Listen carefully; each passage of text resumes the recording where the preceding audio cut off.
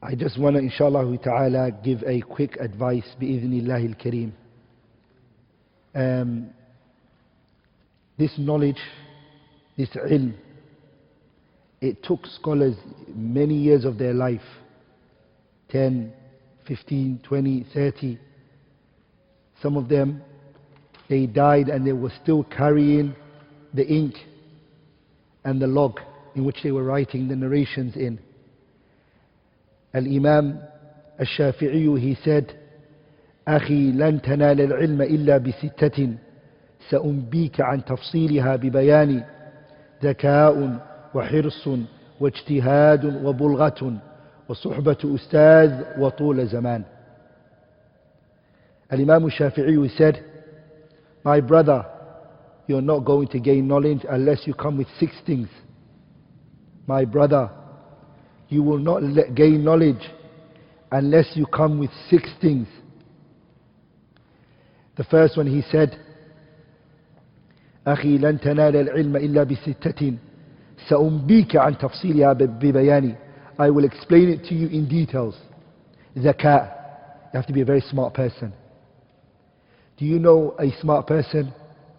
A smart person is the one who works towards that which will benefit them. That's a very smart person. And the zakat, it's 2 types.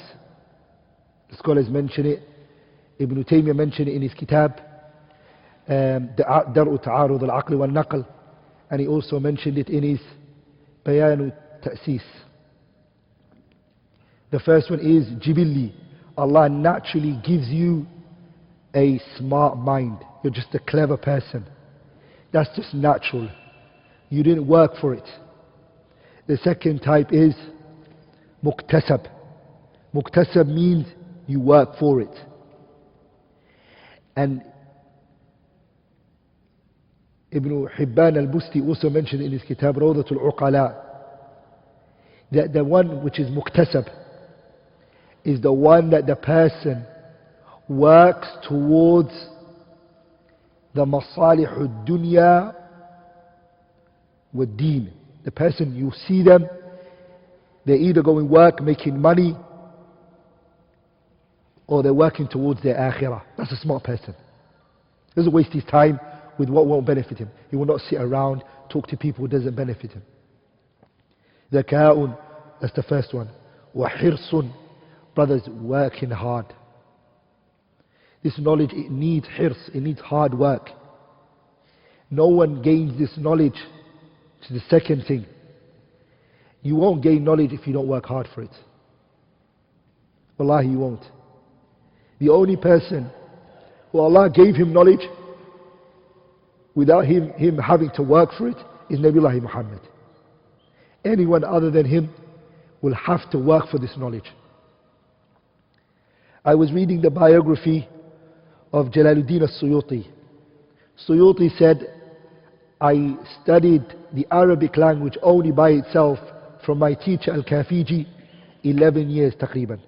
Just Arabic. This man or any other scholar like that cannot become something overnight or 2-3 weeks or 4 months. It has to be a person who takes away from his sleep, who takes away from the times he wanted to enjoy. ولذلك a man came to Imam al-Shafi'i and he said to him, I want to become a scholar of hadith. I want to become a scholar of hadith. And Imam al-Shafi'i, he said to him, I give you the glad tidings of poverty that will never leave you. Because it can't happen that hadith and living a lavish life, a glamorous life cannot combine. Al-ilmu la yunalu al-ilmu bi rahati al-jasad. Knowledge cannot be attained with a relaxed body. You can't sleep 8 hours, eat 3-course meal, have what you want in life, and then turn out to be a scholar like that. It will somehow affect you. Hirsun. And another riwayah says, waftiqar. And I like this one. Shafi'i said iftiqar. Iftiqar is the person is hungry for knowledge. really hungry. He really wants it. It's become an addiction for him. If you read the biography of the great scholars, they used to sell their children's pots and pans. They'll come home and they will sell the pots and they will sell the pans. For what reason? So they can travel somewhere and they can hear one or two hadiths. They will sell their children's food so they can travel to a scholar so they can take hadith from him. Your hunger for knowledge has to be very deep. It has to be very strong. How many points did we mention? أخي لن تنال العلم بستة سأنبيك عن تفصيلها ببيان ذكاء وحرص وافتقار وغربة. غربة means what? Another riwayah copy says غربة. You become strange. A student of knowledge will become strange. Loneliness will come to you because you're going to leave your land.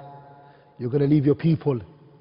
You're going to leave what you once upon a time knew, and you're going to come to a land that you don't know, a people you don't know, in a situation that you're not aware of.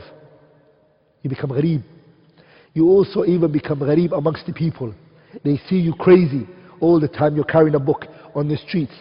ولذلك I saw some students who, when they would memorize, they would be crossing the road and cars would, when you look at them, you think this person's not, are they sane? It's become very deep for them. Gharib. The student of knowledge becomes gharib, strange. The fifth, is it the fifth or the fourth? The fifth is talqeen ustadin. You have a teacher who monitors you, who guides you, who tells you what it is that you need to do and what is it that you need to stay away from. The scholar, the sheikh, is a person who went before you and now he's telling you the mistakes that he fell into. And he's going to tell you, don't take that path. I took it and it wasted 1 or 2 years of my life. Don't let it waste your time. Take that path. The teacher, he shortens for you the road. Without a teacher, you won't really gain good knowledge. You can read as much volumes as you like, but if you do not have a teacher who monitors you, who advises you, you won't gain knowledge. Last but not least is وَطُولَ زَمَانٍ. Long time. The sixth one is knowledge is a long thing. You may not see the effect that these classes have for you today or tomorrow. You may not see it. But I can reassure you, if you carry on for a long time and you don't give up and you're consistent, you will see it. I just came back from Egypt yesterday. And when I came back, Egypt has memories. 13 years ago I used to be there. And this journey for me was different from the previous journeys. It really had effect on me because I saw the place I used to be when I was young. Ala kulli hal, a thought came to my mind. I tried to remember the people who took this path with me many years back to seek knowledge. And it's sad to say, I couldn't remember one person who still is consistent upon seeking knowledge and learning. Everyone I remember who took this path with me, who was learning, every one of them either they died or they are no longer into this field of seeking knowledge. The reason is because the road seemed very long to them. And they thought, I studied and I learned, and that's enough. Knowledge is going to take your life. It's going to take your money. It's going to take everything. Give it everything. Is it fair that Allah's religion is little in your eyes and the dunya is a lot? Is it fair that you know how to make money, but you do not know how to increase your righteous deeds? Is it fair that you decorate this dunya, the house that you're living in, and you decorate it with beautiful things, but your grave that you're going to go into, you haven't decorated it with righteous deeds? Is that fair? Is it fair that you haven't thought about the day that you meet Allah Azza wa Jalla and you come in front of Him, the two things that would have helped you, beneficial knowledge and righteous actions, those are the two. You haven't increased in it. Brothers, the last thing I want to say is, to gain knowledge and to be given the chance to learn, it's a privilege. It's an honor Allah gives to whoever He wishes. Al-Imam al-Tufiyu, he said, when it came to the ayah, Allahu a'lamu haythu yaj'alu risalatah, the way Allah chooses the prophets, and He doesn't give this message to everybody. Allah selected who He wants the prophets to be. The people of knowledge are also selected. They're chosen. Not everybody can be a scholar. And it's a sign that Allah loves you when He allows you to seek knowledge.